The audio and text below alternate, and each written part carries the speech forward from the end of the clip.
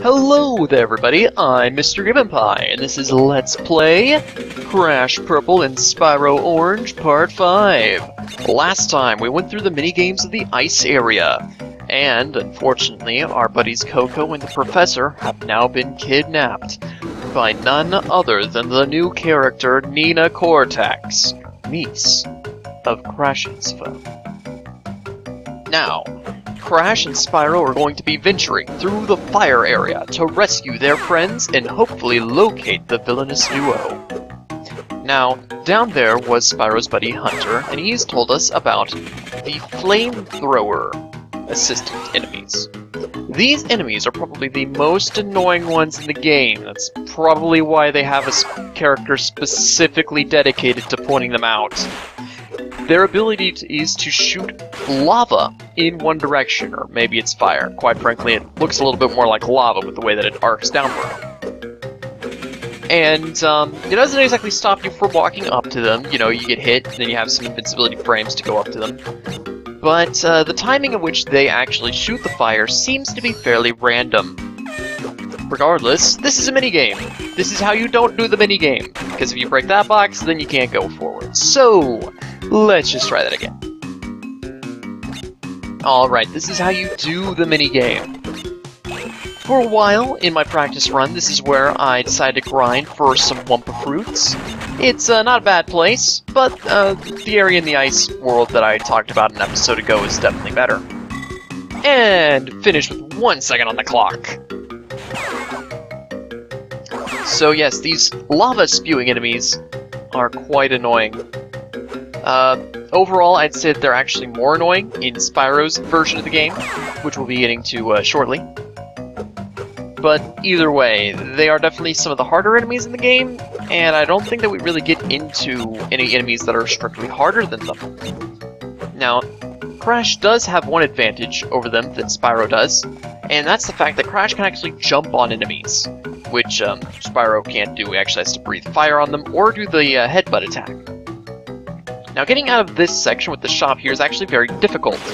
As you can see, a simple double jump off this block doesn't exactly work, and I tried to double jump under this block, but that doesn't really work either. What you have to do is hold the jump button while bouncing.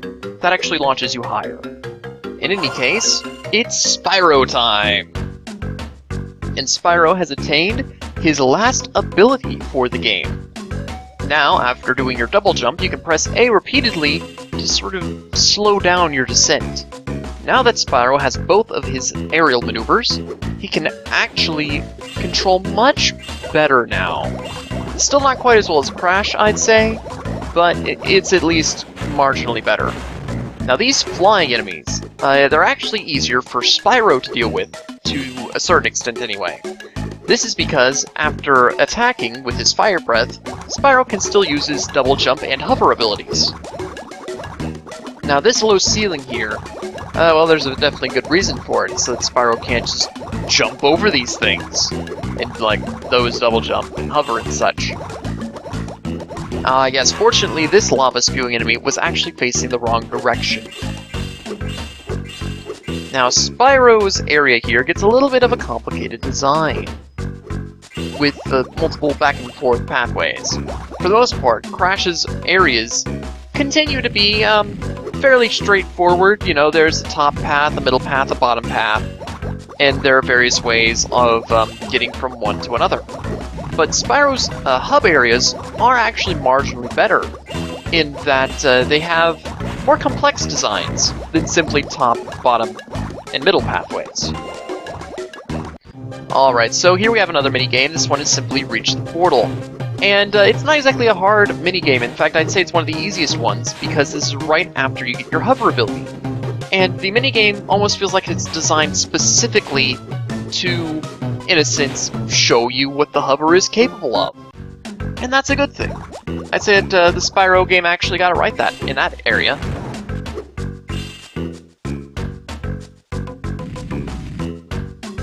But yeah, Spyro's level design, it has a lot more interesting sections to it. Like, you know, there are definitely areas where it's just, there's a top path, a middle path, and a bottom path. But there are also sections, like we just saw earlier, where it's like a giant stairway. And in the second room of the ice world, it was a vertical area. Crash doesn't really get anything like that, except maybe the last world. And so I'd say that if there's anything that's actually better about Spyro's game, it's that the hub worlds are a little bit more varied. And so here we just have a standard shop. And I guess that is something to mention.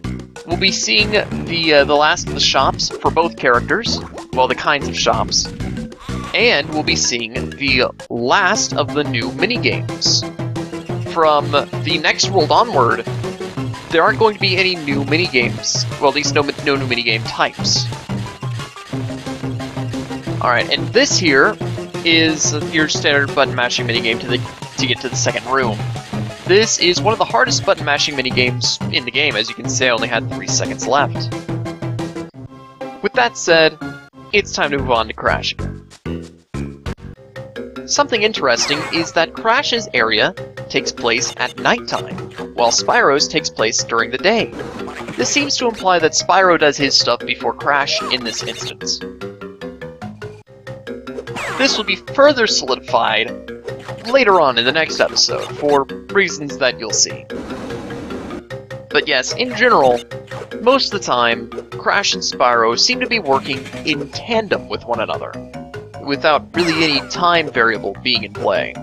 But this world is one of the few instances where there actually is, and I found that pretty interesting.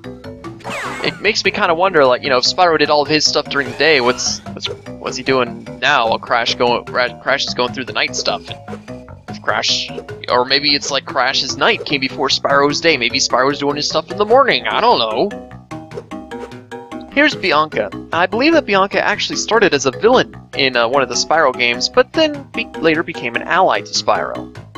So that's pretty cool. And here we actually see multiple cards on this pathway. So, you know, we had a little green card there that's not the most common type of card, but it is one of the more common ones. And then here we get Fire Mountains, which is, technically it's one of the normal level of cards, but it's essentially one of the rarest types. Now, that is something that I'd like to mention. The rarity level of the cards is a little bit off. You see, going from normal to the rarest level of cards, there's going to be one of those cards in each of the areas. It's going to be one of the cards that you just sort of find lying around. There's one every time you start up a new game, and you can't get multiple of them. So if you trade them off to someone else with another copy of the game, you can't really get another one. That's it. That's the end. You've lost the card forever.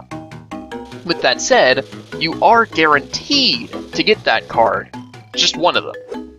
Meanwhile, with the green and blue cards of the low and lowest rarity, you're not exactly guaranteed to get most of those. There are a select few that you find on the overworld, but for the most part, you're going to have to find those through playing the shop minigames, or in Spyro's case, he does obtain cards whenever he beats the easiest and hardest difficulties of his minigames. And the shop minigames aren't exactly guaranteed to give you a new card, and on top of that, many of the minigames themselves are luck-based. And sometimes you have to get the card through a luck-based minigame. So in a sense, some of the lowest cards on the rarity scale can actually be some of the hardest to get, because while you can get multiple of them, getting them at all can be up to chance. And so I'd say that, you know, trying to get 100% on a file can be extremely difficult because of that. In any case, we've got more minigames. We went through another button mashing minigame. As I've explained before, I'm not exactly good at button mashing. And the button mashing minigame for Crash here was the last one of Crash's that I had an easy time doing on my initial playthroughs of the game. Anyway, that's all of Crash's overworld for the fire area. Now it's time for Spyro's second room. Falling in the lava there is instant death, and so don't do that. Here we have Blinky basically just explaining that now that Spyro has all of his aerial abilities, you can explore basically the entire world effectively. there isn't really anything for Spyro to see in the ice world. You can see everything you need to there, your first visit.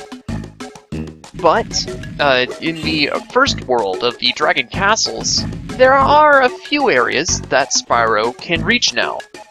I won't necessarily be showing them off, but they exist. It's basically just another mini game where you get gems, and it's not that great. Alright, so in the ice world, Crash can see Spyro. Here in the fire world, Spyro can see Crash doing things. It should be noted that Crash doesn't exactly have a lot of allies for Spyro to see. He has Crunch, he has Coco, and then there is Crash himself, but that's about it. Spyro has quite a few more allies for Crash to see and interact with. Alright, now here we have the Luck Base minigame. I didn't get anything this time. It's pretty stupid. I don't like that. Alright, now, as we've seen quite a few times, we're about to do a little jump cut here. Yep.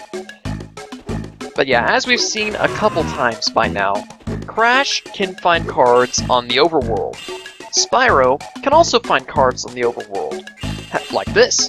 However, unlike Crash, his cards, well, they don't look like cards. They look like just particularly valuable gems. And I don't really like that aspect. I think that if you're gonna be finding a card, it should actually look like a card. In any case, this gem collecting minigame is a lot easier than the one in the ice world, because in the ice world you basically had to take a perfect pathway, not really knowing which one to take, unless you've played it before.